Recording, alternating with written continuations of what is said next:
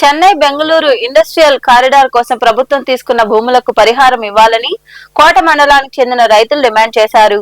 గూడూరు పట్టణంలోని sub collector కార్యాలయం వద్ద రైతులు ఆందోళన చేపట్టారు. అనంతరం అధికారులకు వినతిపత్రం అందజేశారు. పట్టణంలోని సబ్ కలెక్టర్ కార్యాలయం వద్ద కోట మండలం గుండంపడియ గ్రామానికి చెందిన రైతులు ఆందోళన చేపట్టారు. భూములకు నష్టపరిహారం చెల్లించాలంటూ నినదించారు. అనంతరం కార్యాలయ ఏవో శిరీషకు వారు వినతిపత్రం అందజేశారు. ఈ సందర్భంగా న్యాయవాది అమృత్ తదితరులు మాట్లాడుతూ సుమారు 200 ఎకరాలు నష్టపరిహారం ఇవ్వాలన్నారు. సాగుబడిలో ఉన్న రైతులకు ఎకరాకు 8 లక్షల రూపాయల వంతున ప్రభుత్వం చెల్లించాలని తెలిపారు. ఇప్పటి వరకు రైతులకు అధికారులు నష్టపరిహారం చెల్లించకుండా జాప్యం చేస్తున్నారని, ఇకనైనా ఉన్నతాధికారులు స్పందించి రైతులకు న్యాయం చేయాలని కోరారు. గూడూరు సబ్ కలెక్టర్ వారి కార్యాలయానికి వచ్చి కోట మండలం కొత్తపట్నం గ్రామం చెందినటువంటి ప్రజలకు సంబంధించిన భూమిని ప్రిస్టేజియస్ ప్రాజెక్ట్ అయినటువంటి చెన్నై బెంగళూరు ఇండస్ట్రియల్ కారిడార్కి కొన్ని వేల ఎకరాలు సేకరించడం జరిగింది. ఈ సేకరణలో భాగంగా అక్కడ ఎన్నో అనాది కాలంగా తరతరాలుగా ఆ చెట్టుని, ఆ పుట్టని, ఆ భూమిని, ఆ నీరుని నమ్ముకొని జీవించేటువంటి ఎన్నో పేద కుటుంబాలకు సంబంధించిన భూమిని కూడా ఈరోజు భూసేకరణ చట్టం ద్వారా సేకరించడం జరిగింది. అయితే ఈ సేకరించే ప్రక్రియలో భాగంగా ఎవరైతే భూమి మీద ఉన్నారో వాళ్ళకి సంబంధించి జిల్లా కలెక్టర్ గారి నేతృత్వంలో జరిగినటువంటి టీం ఎంక్వైరీలో కూడా 3 టీంలు వేసినప్పుడు 3 టీంల్లో కూడా వీళ్ళు భూమి మీద ఉండడం జరిగింది. వీళ్ళకి విచారణ నోటీస్ ఇవ్వడం కూడా జరిగింది.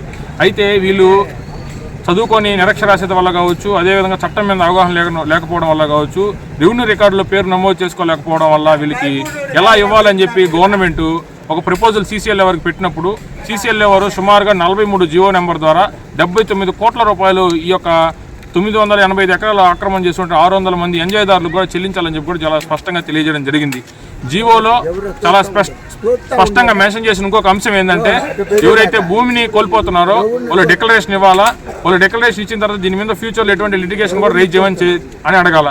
ఈ రెండు తీసుకున్న తర్వాత ఖచ్చితంగా వాళ్ళకి సంబంధించిన నష్టపరిహారం చెల్లించాలా.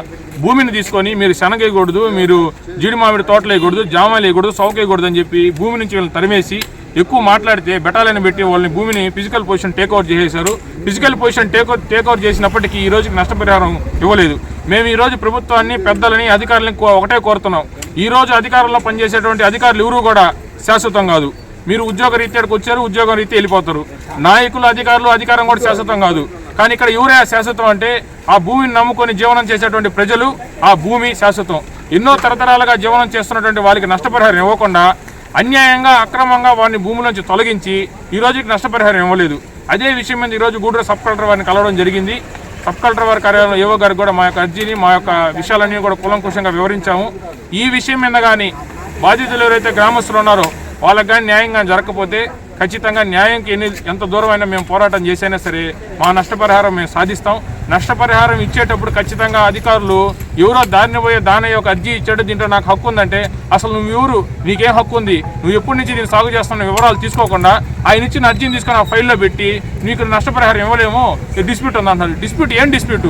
ఎవరు అతను, అసలు భూమి మీద ఉన్నాడా లేదా, దానికి ఏం సంబంధం? ఈ వివరాలన్నీ సేకరించకుండానే వీళ్ళకి అన్యాయంగా ఈరోజు నష్టపరిహారం నిలుపుదల చేశారు. ఈ కార్యక్రమంలో రైతులు తదితరులు పాల్గొన్నారు.